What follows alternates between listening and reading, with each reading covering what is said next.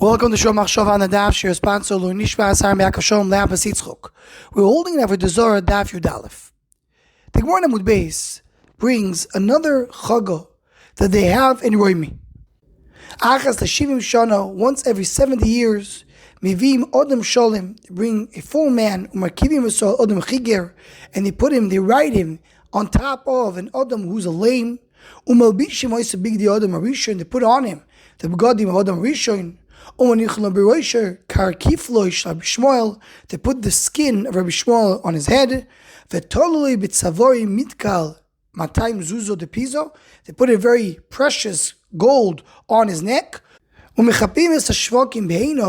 surround the different markets with precious stone. And they say plaster. The cheshbon of the kates is a forgery. There will be no kates. And a few lines below, the Gemara says, Mesaimim, they end by saying, Vayledin kan yakum din. Terrible for Esau when Yaakov Avinu will stand up. So the Maharal explains, what is the oimik over here of this procession? The discussion is, who is in charge in the world? As we mentioned earlier, Yaakov and Esau, there is a din that only one of them can be in control. Only one of them can be the one who has the world. So what Esau is trying to say is, we're the ones that are in control, not Yaakov Avinu. That's why they have one who's standing above somebody else. Because when someone is roichem on somebody else, that means he controls him. The reason they have the Odom Atachton, it reflects Yaakov Avinu, B'tzoi Leah, meaning he's lame, because that's really what gave them the power in Yaakov Avinu.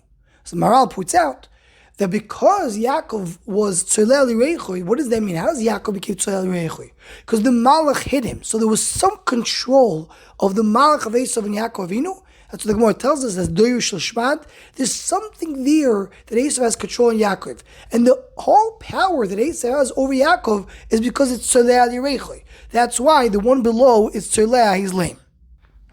Continues the Maharal to explain, what are the different things that they do? The Malbish Oisu Big the Odom Arishon. Big the Odom Arishon is the highest level of clothing possible. That's the clothing of the Odom. They give him the skin of Rabbi Shmuel, because that is the Or HaPanim. The Or HaPanim, the light that comes out of a face, the shining face, is the level of an Odom that's revealed here in the world. That's what's called Hadras Panim. And then they put precious gold on his neck. That's the Tachshit. Tachshit is another thing that an Odom has in the world. And the fourth thing, says the Maharal, is the Mokim, because they surround the markets with some jewels. That's talking about the Mokim of the Odom. So says the Maharal, we have here the four external parts of the Odom: his Tzuras Aponim, his Levush, his Tachshit, and his Mokim. Efshar the Maharal is referring to, we always mention even the Arizal, that there's Rosh Hashanah called Nigle. Nigle is Neshama Guf, Levush Heichel. Maybe connected this, you have the four things the Maharal mentions. The neshama is tzuras aponim, it's the light shining from the inner soul. The guf is when you have the tachshit, which goes on the guf. Then you have the levush, and then I have the heichel. Heichel means a house, means the mokum where a person is. So as the Maharal, and the Soy also explains in the Sefer Netzach Yisrael Perek Zayin, that all these milas that Esav is talking about, that he's holding on to, is all external milas. Not talking about something internal. We're talking about the levushim and tachshitim, we're talking about the mokoim, and even the tzuras aponim is the external part.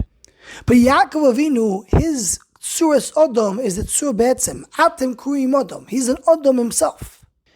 He's defined as odom.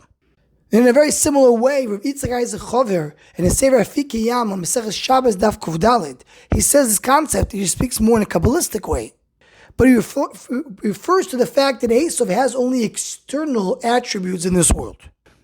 So says the Maharal, that's the pshat that they say, Vaylet Dain kan yakum Dain. When Yaakov Avinu stands strong, when Yaakov Avinu overcomes his deficiencies and its tzliya, and the fact that he's lame, so then Esav has no chance against him.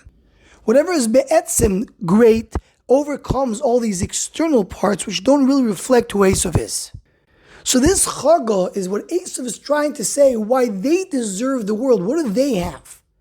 What is the power of Esav and how much they control Yaakov Avinu? How much tzuras Odom they have, that's why they're the Odom in the world. But it's a little hard to understand. As Mitzad Echad it says that they say that the cheshbon of the kates is a sheker, is a lie. And then they say, Vayiled dein kayonkum dein. When Yaakov will get up, Esav will be destroyed. So do they believe in the kates or they don't believe in the kates? So Shlomo Kluger in his Sefer Avoda brings two explanations. The second explanation is as follows. He says, we know there's two Geulas. There's Be'ito and Achishena. Meaning, Mashiach is supposed to come on a certain date. That's the kates Yaakov Avinu was trying to reveal. There's a certain date Mashiach will come regardless of what Am Yisrael does. They did tshuva, they didn't do tshuva. There's a certain date that Mashiach is supposed to come. If they did tshuva earlier, so Mashiach can come earlier, then it'll be Achishena. What Esav is saying, what they're saying in Roimi, is they disagree, they don't believe in the Geula of Beito. They say that Am Yisrael won't be redeemed for no reason, just because there's the date, and that date will be a kates, they don't believe in that thing. That's when they say that it's a sheker, that this kates is not true.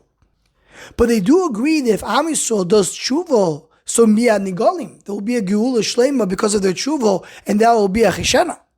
So that's what they're saying. Vayiled dein kayonkum dein. If Yaakov will get up and rise from the ashes and will do tshuva, so then Esav has no chance. But to say that just will be a certain date where everything will be gone and Am Yisrael will be redeemed, that's something they don't believe in. We touched only the surface of the very omek thing that's brought down this Gemara.